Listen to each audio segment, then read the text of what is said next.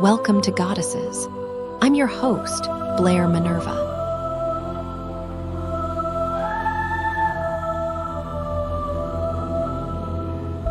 Today on Goddesses, imagine a world ravaged by plague, where a young woman's near-death experience unlocks a radical understanding of divine love, challenging everything you thought you knew about God and suffering. Today, we explore how Julian of Norwich defied societal expectations and found solace in the revelation that all shall be well, a message that promises even your deepest pain can lead to profound transformation.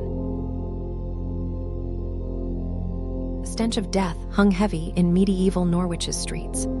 Church bells tolled endlessly, marking yet another soul claimed by the Black Death. But in a small, candle-lit room, a young woman named Julian lay burning with fever, her consciousness swimming between two worlds.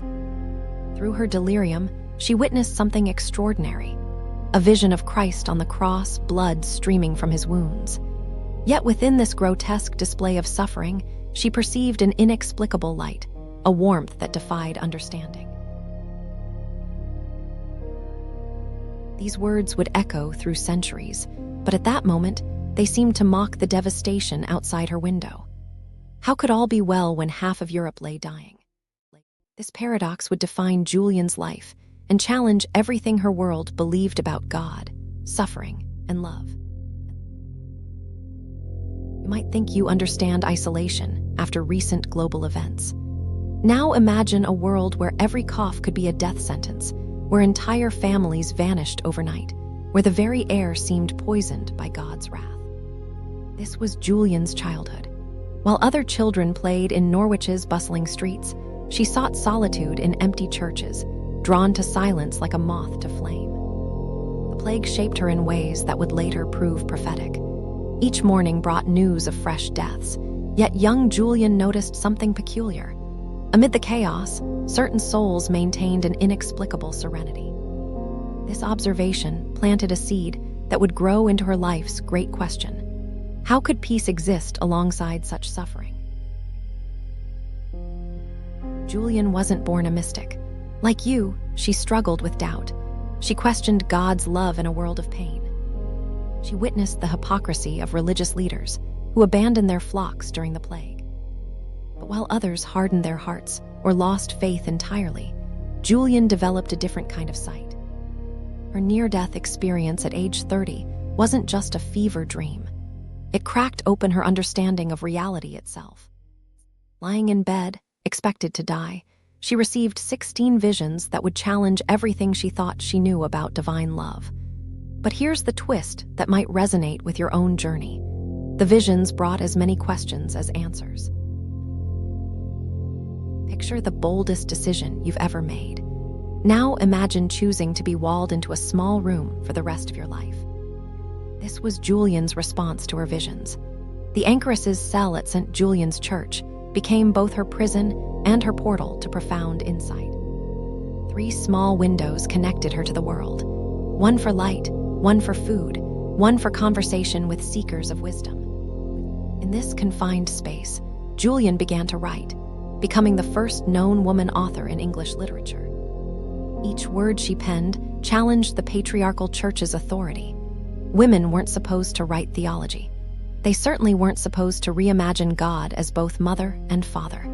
Yet Julian dared to do both. In her most famous vision, Julian saw something so simple it seems almost ridiculous. A hazelnut, small enough to fit in her palm.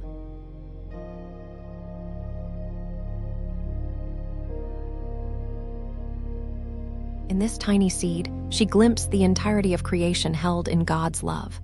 When you feel insignificant, remember Julian's hazelnut. Your existence, however small it may seem, is essential to the cosmic whole.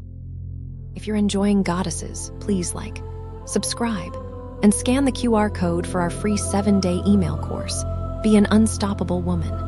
Lead without apology using quiet power tactics from influential females like Oprah, Malala, and RBG. Now, back to the episode. Julian's writings weren't just spiritual reflections, they were revolutionary. In an age when the church taught that suffering was divine punishment, she dared to suggest that God's love was unconditional. When priests preached about sin and damnation, she wrote about divine motherhood and universal salvation. Think about the courage this required. A woman, writing in English rather than Latin, challenging centuries of theological doctrine. But her radical ideas came with a price. While some sought her wisdom through her cell's window, others whispered accusations of heresy. Yet Julian remained unmoved. She had seen something deeper than dogma, a love that transcended human understanding. Through her small window, Julian counseled people from all walks of life. Merchants, nobles, peasants all came seeking wisdom. She listened to their fears, their doubts, their pain. And always she returned to her core message. Behind all suffering lies love. Behind all darkness shines light. Behind all separation exists connection. You might wonder how someone so isolated could understand human nature so deeply. But perhaps it was precisely this isolation that allowed Julian to see clearly. Like a scientist in a laboratory, her cell became a space to observe the human condition without distraction. Julian's influence outlived her physical existence. Her words, "All shall be well, and all shall be well, and all manner of things shall be well," have comforted millions across centuries. But don't mistake this for mere optimism. Julian's message wasn't that suffering doesn't exist, but that it doesn't have the final word. In today's world of instant gratification and quick fixes, Julian's patient wisdom feels revolutionary. She teaches us that transformation often requires isolation, that understanding emerges from darkness, that love persists even when all evidence suggests otherwise. Here's where Julian's story becomes your story. In your own moments of isolation or suffering, can you find the courage to look deeper? Can you, like Julian, transform your prison into a portal of insight? Her life challenges you to consider, what wisdom might emerge if you sat quietly with your own darkness? Julian's final message wasn't that all would be immediately well, but that all is held within a love larger than our understanding. Your task isn't to eliminate suffering, but to find meaning within it. To recognize, as Julian did, that even the smallest life, like a hazelnut in the palm of God's hand, contains infinite significance. In a world that often feels as plague-ridden and chaotic as medieval Norwich, Julian's voice whispers across centuries, "Look deeper, love harder, trust the process." Not because suffering will vanish, but because love will prevail. The question is, will you, like Julian, have the courage to believe it? On the next episode of Goddesses, imagine if after finding solace in divine love amidst the Black Death, Julian of Norwich told you about another soul who'd find hope in the darkest corners. A girl named Therese, centuries later, who'd turn her own pain into a little way of love.